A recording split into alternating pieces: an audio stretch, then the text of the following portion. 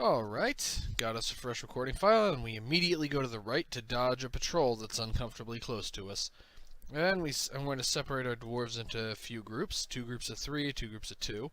I'm keeping the 3 really experienced dwarves, that is the 2 experienced regular dwarves and the Pathfinder, rather, as one squad.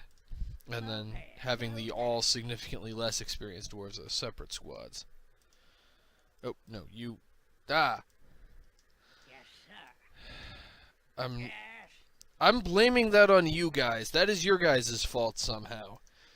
Anyway, there are 2 large groups of ghouls that are essentially patrolling back and forth in this lower area. If we run into them just kind of by coincidence as we're exploring the area, we will almost definitely lose some guys. So we're going to have to lead... So I'm going to set up an ambush on this high ground, and we're going to fight them there. Alright, let's start by moving the Pathfinder in. Let's see if we can get the attention of this group. They are kind of far away, so we might not be able to draw their attention before they get too far away. The Pathfinder does move slower than the ghouls.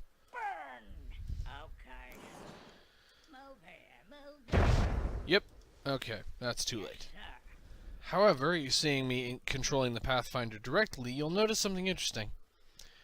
The Pathfinder is not a veteran. This is his first level, despite the fact that we had a Pathfinder in the previous level, so there was a veteran Pathfinder they could have grabbed to be our Pathfinder for this level. That is actually not intentional on the part of the people who originally made this game. That is an odd consequence of one of the mods that I have, one of the myriad of mods that I have running to get this game to work properly. Speaking of which, all of the mods that I have used for this game are available on can be found at tane.totalcodex.net. I'll post a link to that website in the description, and I will give 1,000 Viking points to anyone who manages to guess which specific mods I have active to make this Let's Play work. What can you trade Viking points for? Why? Nothing. I'll send you a nice, lovely box of nothing. It'll be the best nothing that money can buy. I also challenge you to figure out where I'm borrowing that phrase from. Okay, 2 more. And... Get out of the way. Make way for the dwarfs. Get out of the way.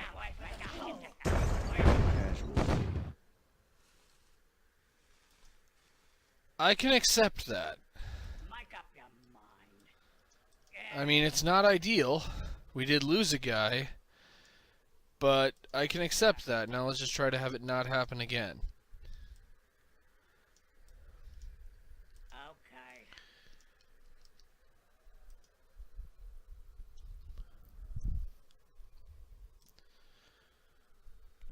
Now we need to wait for the next group of ghouls to come around so that we can ambush them in the same place. Let's increase the game speed a little bit. Because we kind of need to wait.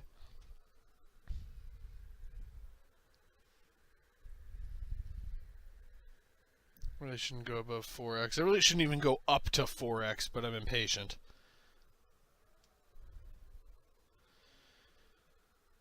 Okay.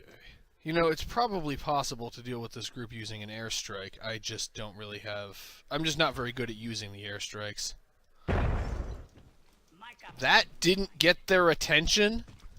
They're literally being showered by blown-up ghoul parts, and that didn't get their attention, and they're not coming after us. That is surprising. It's like, hey, where's Larry, and why is it raining blood and viscera? Oh, nothing. Larry does that occasionally. There definitely aren't any dwarves nearby. Okay, that, once again, went less well than I would have liked, but the Pathfinder's still alive. So let's keep moving. You kind of have to take what you can get in this level. It's kind of hard. One of the reasons why this level is optional is because it is a bit more difficult than the levels around it. There are mandatory levels that are this hard, but not for a while yet.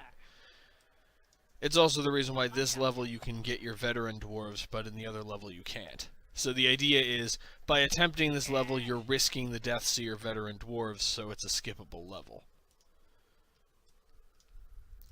Also, yeah, it will be a while before there are any more enemies. We've actually killed an appreciable fraction of the enemies that will appear in this level. Yes, sir. Right. This is another one of those goal houses from the previous level, except this one has the unique quirk of not actually having goals inside of it. And so there will not be an ambush here.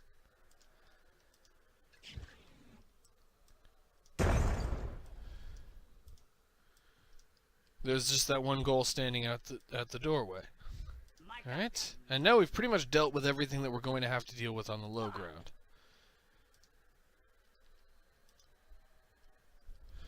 Alright, I need at least 3, preferably all inexperienced, so that we wouldn't lose too much by getting them killed by accident.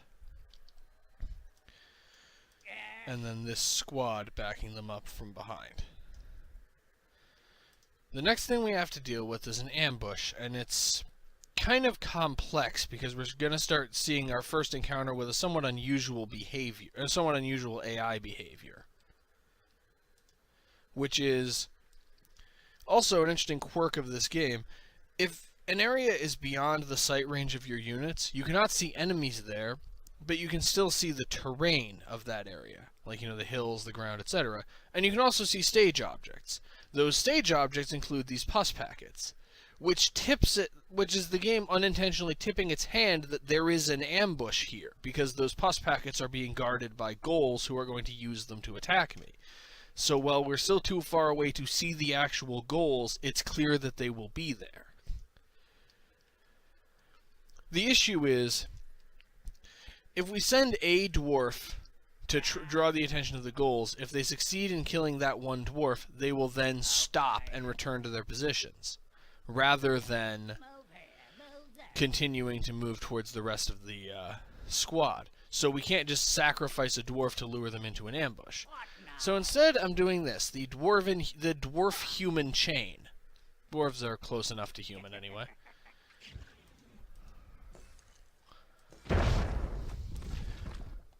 Which is Casualty. basically that. Though this time they turned around anyway, even though there was a second dwarf right there, so maybe it didn't work. Basically, I have one dwarf way up front who will largely draw their attention, and then a second dwarf close behind to provide supporting fire. Slash, to pretty much to make good on the sacrifice of the first dwarf. Casualty.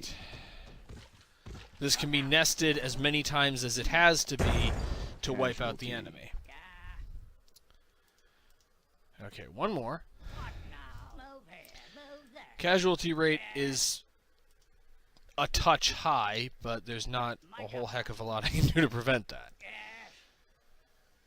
Alright.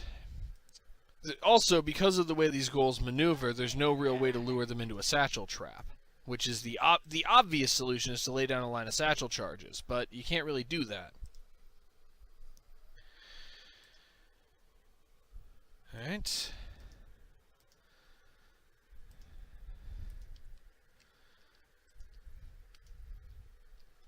Keep moving everybody up here. Fortunately, there are only 2 goals left, and both are at critical health, so this is a bit more manageable. Until that happens. I really should have seen that coming. I knew that they could do that. I knew that pus packets set off satchel charges. I really should have anticipated that. Well, in my defense, oops. That's my story, and I'm sticking with it. The official explanation for that that's going in my report is oops.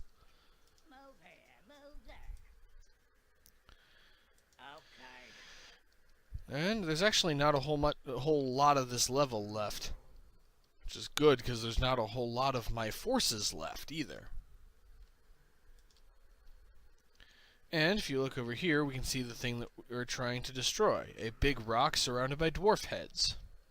The rock, I can't really get a very good look at it, but it looks like basically the giant head of a ghoul. And we need to use satchel charges to blow it up. Make up your mind.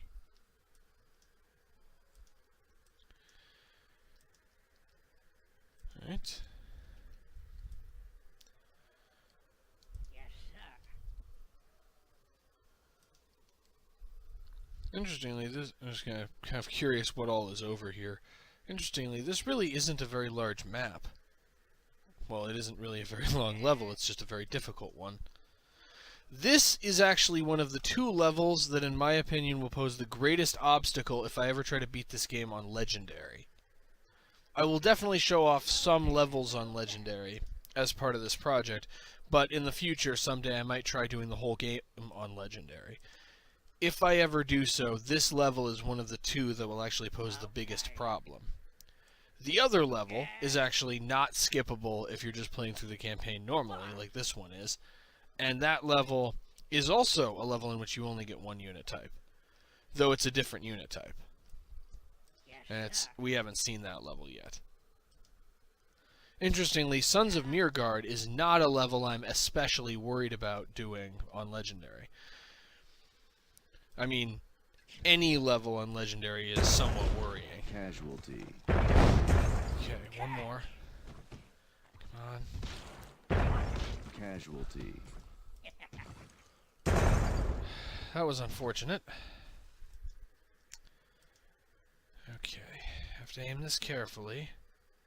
Control click on the ground near the dwarf to do that. Near the goal, I mean, to do that. And that goal is stunned, so it doesn't really matter. That was a problem, though.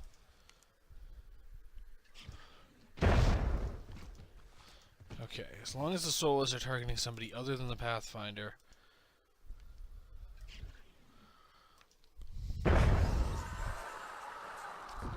Casualty. Well,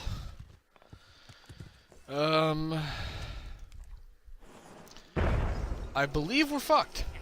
I believe the technical term, I believe that the field manual explicitly says that when that happens, you just put your head between your legs and kiss your ass goodbye. But in accordance with the rules, Make up your mind. I am going to keep trying. Okay. Casualty. And now we're fully toast.